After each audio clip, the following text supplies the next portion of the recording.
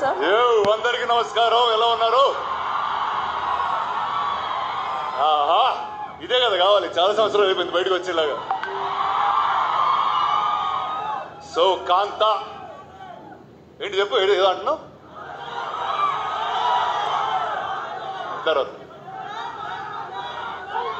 So ఈరోజే పొద్దున్న కాంతా trailer release అవ్వడం జరిగింది. అండ్ ఈ సినిమా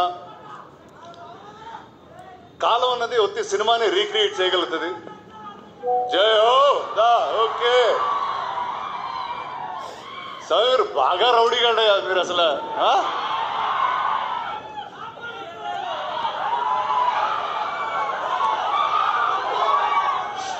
అరే ఒక్క నిమిషం మాట్లాడినవరా? ఓకే అంతే అంటారా? సరే ఒక 2 minutes. నేను చిన్నప్పుడు మెడ్రాస్ నుంచి హైదరాబాద్కి వచ్చినప్పుడు ఇక్కడ సినిమా ఇండస్ట్రీ లేదు, స్టూడియోలు లేవు, ఏమి లేవు.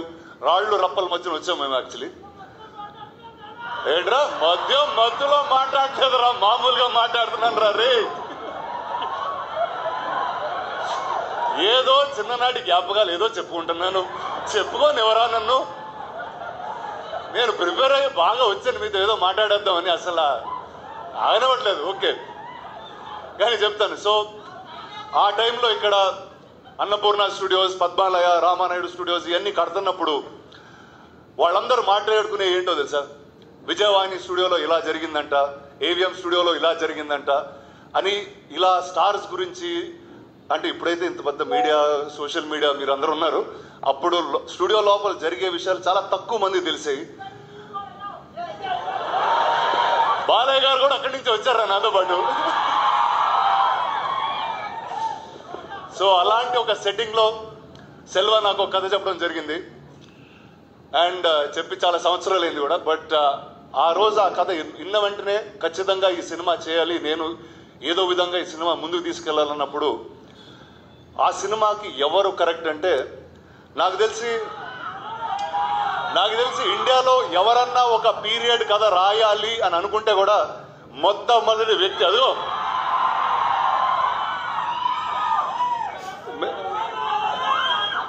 కాదు. నాకు మేము టైటిల్ పెట్టక ముందు వేరే వాళ్ళ కథ అది చెప్తున్నప్పుడు, సార్ రెట్రో కింగ్ సార్ అతను కరెక్ట్గా ఉంటారన్నారు.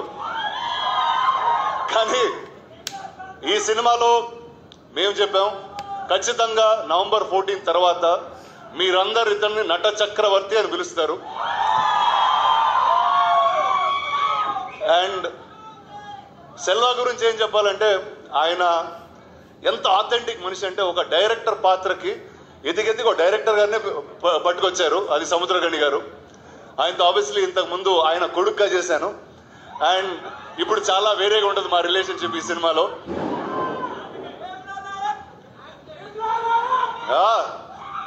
సో తర్వాత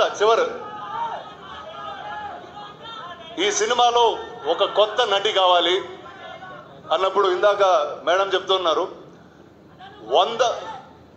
నేను బాగున్నాను రా సలా. సో సెల్వ ఆల్మోస్ట్ ఒక 100 పైగా ఆడిషన్లు, వీడియోలు, వేరే అమ్మాయిల ఫోటోలు పంపించేవాడు. అరే ఊరుకోరా, ఇప్పుడే పెళ్ళైందిరా, అలా ఫోన్లో అమ్మాయిల ఫోటోలు వేసుకుని తిరగకూడదు నేను అన్నా. బట్ అది మొత్తం అయిన తర్వాత ఇలాంటి సముద్రగణి గారు, దుల్కర్ లాంటి నటుల మధ్య నిలబడడానికి అసలు మామూలుగానే జంకుతాం. నేనేదో హైట్ బేస్ వాయిస్ వేసుకుని లాగేస్తూ ఉంటాను కానీ, బట్ వాళ్ళిద్దరి మధ్యన అద్భుతంగా నుంచుంది భాగ్యశ్రీ. ఇందాక చెప్పినట్టు first madam sir correct. So ఆ మేడంని ఫస్ట్ పట్టింది మేమే. కానీ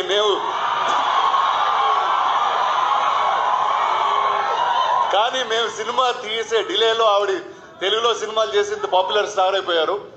so I don't have to say anything. Welcome again.